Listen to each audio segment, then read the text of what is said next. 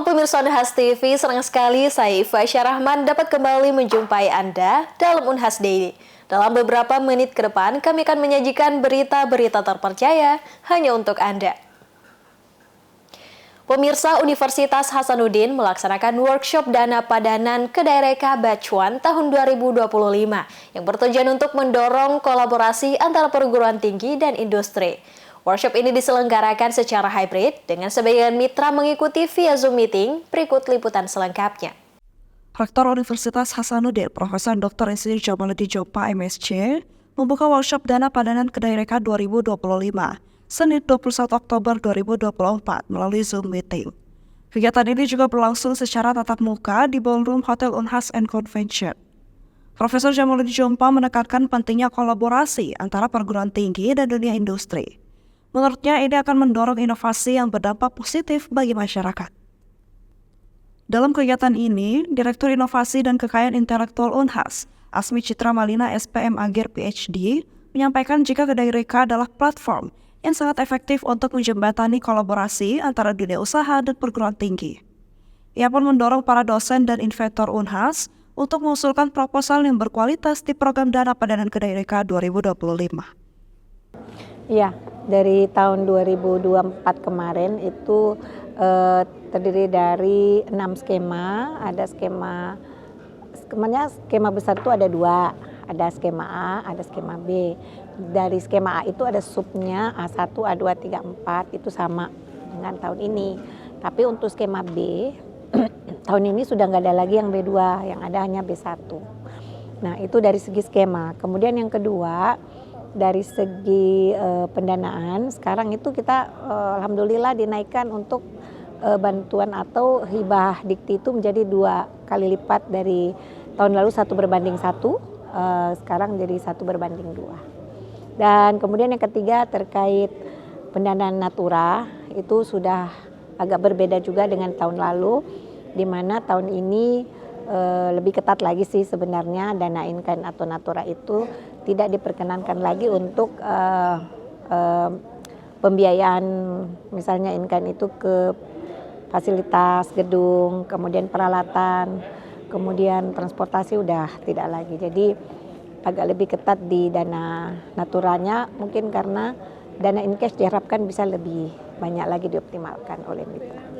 Ya alhamdulillah sebenarnya persiapan ini tidak lebih dari 3 hari ya, karena undangannya, dan kemarin sebenarnya kita juga berpikir apa kita mau meneruskan untuk melakukan workshop, karena mengingat Bapak WR4 lagi di luar, jadi ya tapi karena mengingat waktunya semakin mepet untuk di submit tanggal 30, jadi kami izin atas izin beliau tetap melaksanakan melanjutkan kegiatan ini, dan sedikit mendadak jadi mitra sebenarnya bisa lebih banyak lagi sebenarnya sampai 100 lebih ya dari mitra-mitra Unhas. Itu alhamdulillah mendekati 100 hari ini, baik daring maupun luring. Seperti itu, ada dari luar Sulawesi dan sebagainya. Ketua Panitia Workshop Dr. Andi Ratnasari Dewi SEMSI menjelaskan teknis pelaksanaan program matchmaking antara peneliti Unhas dan calon mitra industri yang diharapkan mampu memperkuat kerjasama di berbagai bidang inovasi. Tujuannya untuk meningkatkan pemahaman antara keterlibatan antara akademisi, praktisi, pemerintah, Pemda, dan masyarakat ya. Kemudian keterlibatan antara akademisi yang dimatchingkan dengan apa masalah-masalah yang ada di itu tadi pemerintah mitra ya, pemerintah, yayasan, perusahaan, ya Dudi dan pemerintah intinya. Kemudian untuk tujuannya itu karena ini merupakan langkah strategis ya yang ditetapkan oleh memperkuat sinergi antara dunia pendidikan dan sektor industri, serta mendorong hilirisasi ya. Jadi apa sih masalahnya yang di sana selama ini kan penelitian kita ya outputnya masuk ke gudang aja ya, atau jurnal dan sebagainya. Ini outputnya langsung ke masyarakat, ke pemerintah, masalah-masalah yang ada di sana. Itu sih sebenarnya. harapannya ya tentu dengan adanya sosialisasi ini tentu pemahaman terhadap Gadereka Dana Padanan, mitra dan pengusul itu lebih paham dan lebih dalam menyusun proposalnya nanti sudah lebih jelas, karena kita hari ini dibantu oleh Prof. Lilis tadi dari Kemendiktek ya, yang langsung sumbernya yang menyusun program Gadereka itu sendiri. Program Dana Padanan Gadereka tahun 2025 yang diselenggarakan oleh Kemendikbudristek juga mengalami beberapa penyesuaian dari tahun sebelumnya.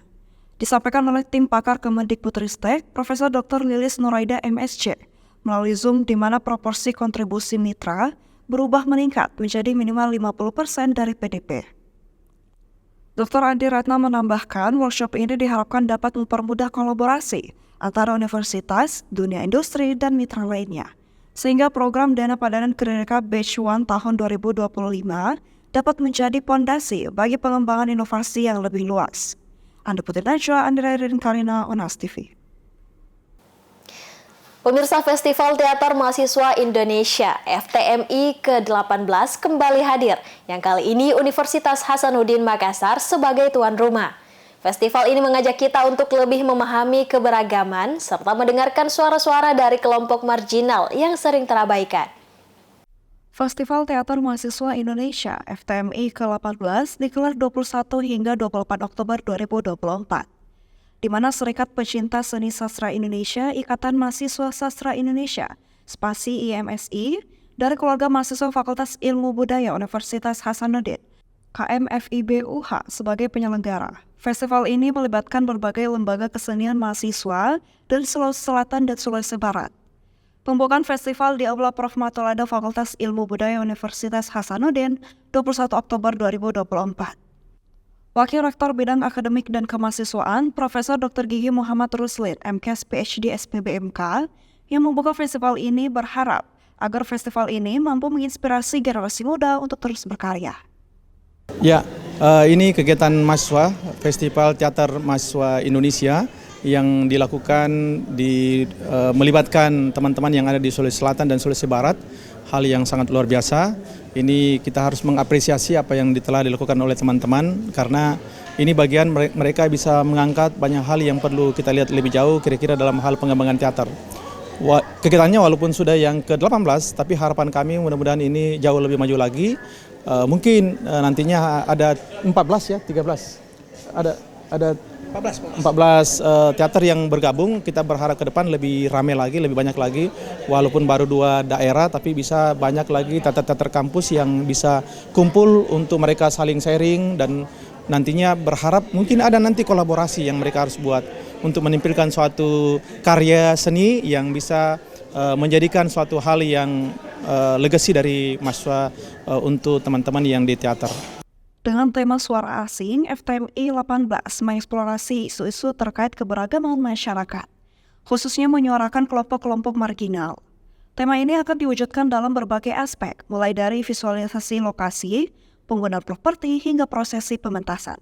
Ketua Panitia FTMI 18, Ardiansyah Badarudin, menyebut jika melalui pertunjukan teater diharapkan dapat menyampaikan pesan-pesan tentang hubungan antara mayoritas dan minoritas, keterbatasan akses terhadap kekuasaan, kebijaksanaan diskriminatif, serta perbedaan budaya dan identitas. Jadi seluruh peserta yang ikut di Festival Teater Mahasiswa ini ada dari daerah Majene, Sulbar, Mamuju, Sengkang, Wajo, dan juga Goa dan Makassar. Ya. Totalnya ada 25 peserta penampil dan juga delegasi. Dari 14 pementasan itu ada beberapa naskah yang berbeda-beda tentunya. Mungkin kurang lebih tidak bisa saya sebutkan semua karena saya tidak hafal. Ya, jadi kegiatannya ini dilaksanakan dari tanggal 21 hari ini hingga tanggal 28 minggu depan, ya, 28 Oktober. Iya, selama sepekan lebih. Persiapan acaranya ini mungkin kalau tidak salah saya dari awal tahun awal tahun, ya bulan Januari. Teman-teman sudah mengusung konsep dan lain-lain. Ardiansyah berharap suara-suara dari kelompok marginal dapat digambarkan melalui pertunjukan yang penuh makna. Festival ini diikuti 15 peserta dari Lembaga Kesenian Mahasiswa-Mahasiswa, Susulsel dan Sulbar. Rahmatia Ifaisyah Rahman, Unas TV. Pemirsa, Ustadz Dasat Latif menggelar peringatan Maulid Nabi Muhammad SAW di Masjid Haja Sitimang. Antusiasme jamaah terlihat hadir memenuhi masjid yang dibangun untuk sang ibunda ini. Berikut liputannya untuk Anda.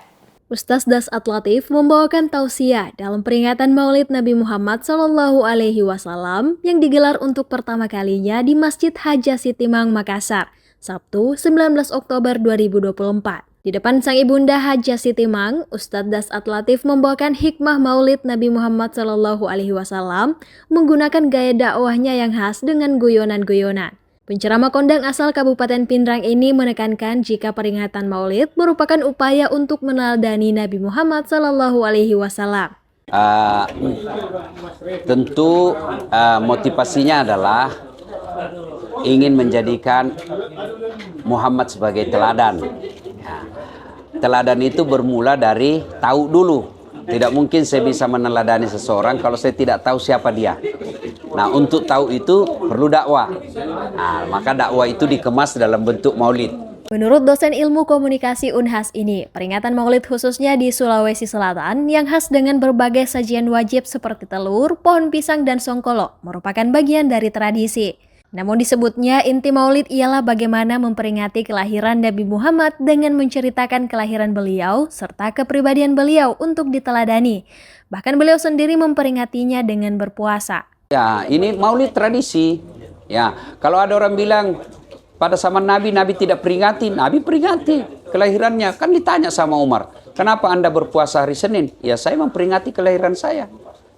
Kalau begitu puasa, ya kita juga puasa. Tapi kita Maulid itu pas kalau kita cerita-cerita kelahiran Nabi, pribadi-pribadi Nabi, sahabat juga lakukan, cuma tidak bikin mimbar seperti kita. Bagaimana mereka bercerita tentang sisi kehidupan Nabi? Mereka berkumpul lalu mereka cerita-cerita sisi kehidupan Nabi. Nah, kenapa yang sahabat-sahabat pada zaman Nabi hidup, mereka tidak ceritakan Nabi? Ya Nabi masih hidup.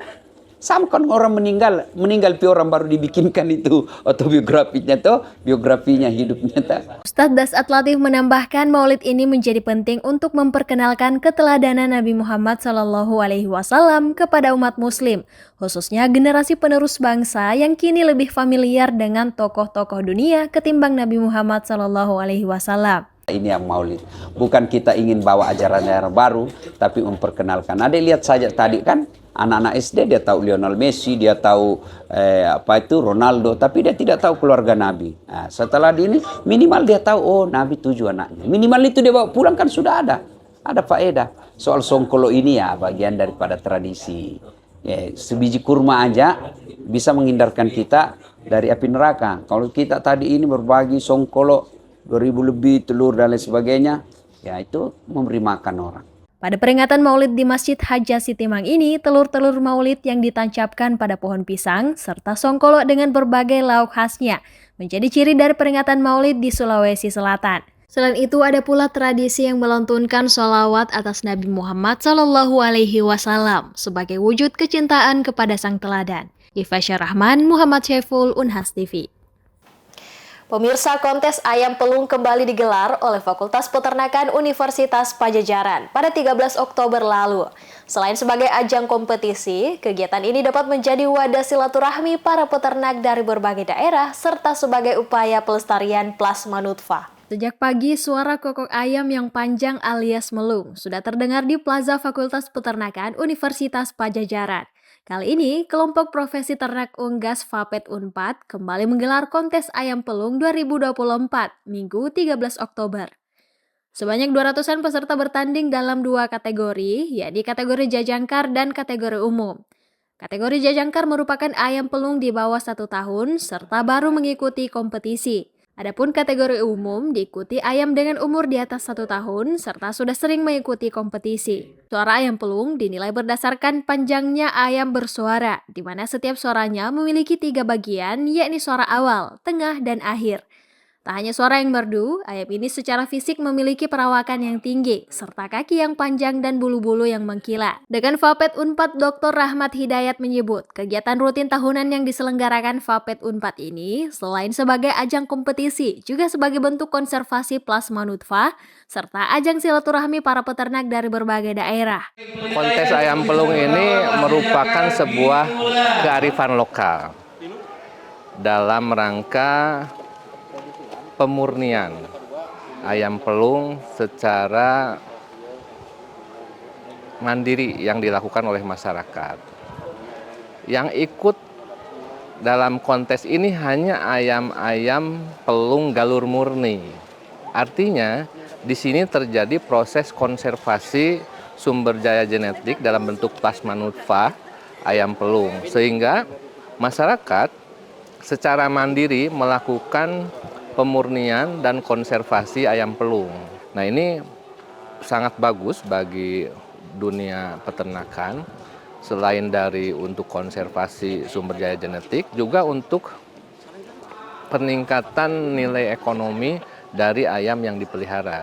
Nah, selain itu juga kontes ayam pelung ini juga sebagai ajang silaturahim, di mana dalam event ini peternak dari berbagai daerah berkumpul, mereka saling bertukar informasi, bahkan mungkin saling menyilangkan ayamnya.